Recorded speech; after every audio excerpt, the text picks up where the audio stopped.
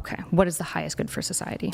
The health and flourishing of the society, which has to exist within some kind of patriarchal norm. That's the only way that it can function. Gotcha. And the ones that don't, they dysfunction. Okay. And so in your mind, does GDP contribute to any of that? It's just one component of life, just like, I don't know, the size of the nation's landmass is one component. Sure. I would agree with that. But it's not the highest good. Okay. Gotcha. So what's the argument that feminism is good for society? Feminism is good for society at a functional level because it increases innovator scale. I also think it's the right thing to do. That's moral oughts. Yep. I'm giving you a moral claim now. Okay. Thank you. And why is it right for society? It is right for society because I think in general we should try to treat others well, and I think limiting people's opportunity by force is bad for them. I don't think God wants that. Okay. What God? The Christian one. Okay. Where does he talk about this?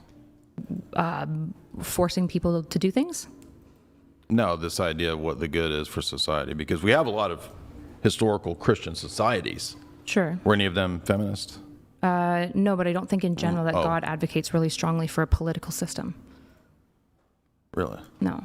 What about when Israel was organized? Was that a political system? What did they Like have? in 1948? No, in the Old Testament. In the Old Testament. Was it? It was a political society. How was it organized? I'm not a Jew. What does that have to do with whether it was organized in a certain way or not? It has nothing to do with my claim. What does the Old Testament say about how God organized that society? He gave them prescriptions about how to run their life from Moses. How was that society organized? It was organized, I believe, in a patriarchal society Yes, with matrilineal correct. heritage. And it was a monarchy, Yes.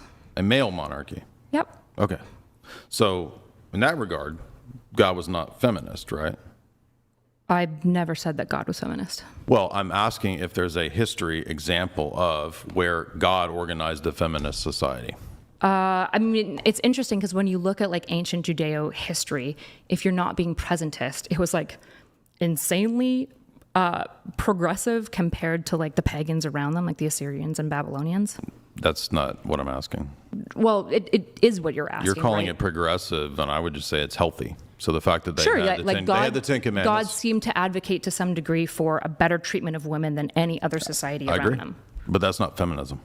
To some degree, you could argue that it is if you agree with my definition, which is like the empowerment. Well, but your and definition is so promotion of elastic femininity. and broad that it could be anything But you agreed except to for it. what my position is. No, I don't.